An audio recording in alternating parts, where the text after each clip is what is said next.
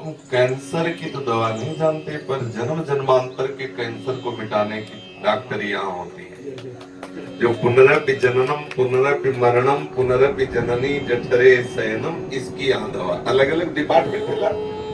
ये भवरोग की अचूक औषधि का औषधालय है।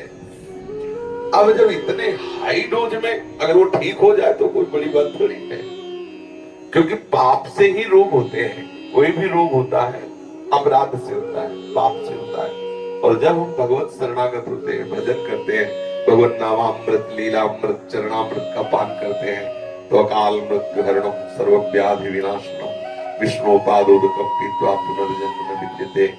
पर हम इस शरीर को ठीक करने की लालसा दवाइयों से ही रखें और मन को ठीक करने की लालसा प्रभु से रखें, तन स्वाभाविक ठीक हो जाए, वो अलग की बात।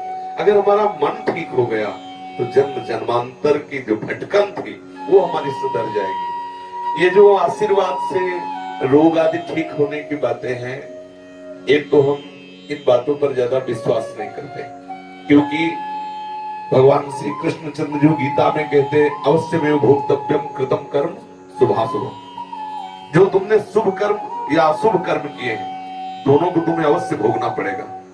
अगर बचना चाहते हो शुभ अशुभ के भोग से, तो भगवान कहते हैं सन्मुख होए जीव मोहि जवहीं जन्म कोटि अज्ञासो, तो भगवान के शरण में हो जाओ। अब अगर वो उचित समझेंगे, देखो इतना तो निश्चित समझ लो कि आपकी आयु निश्चित है, उसमें ना तो राई बढ़ सकती है और तिल घट सकती है। जो विधना ने लिख दिया छठी राव के अंक, राई घटे न तिल बढ़े रहुरे जीव निसंक, ये बात समझ आ गई।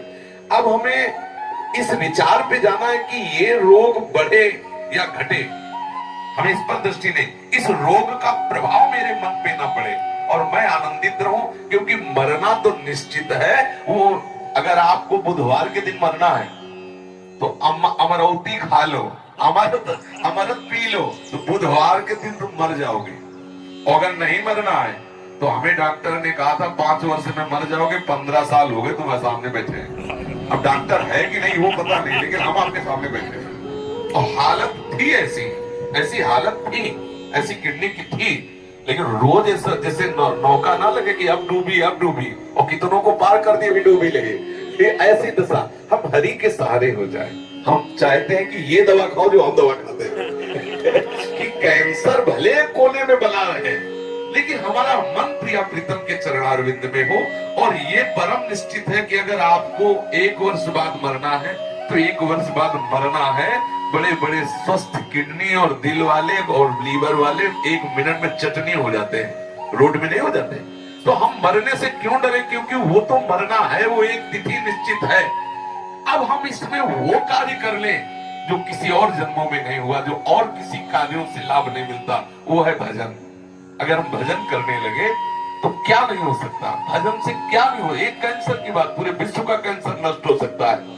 पर अगर हम इसी शरीर को केवल स्वस्थ रखने की बात सोचें, एक अमूल्य धन हमारे पास नाम आया और उस नाम से हम एक शरीर का कैंसर मिटा दिया, तो क्या होगा? और विषय भोगेंगे और अपराध करेंगे, फिर नरक जाएंगे।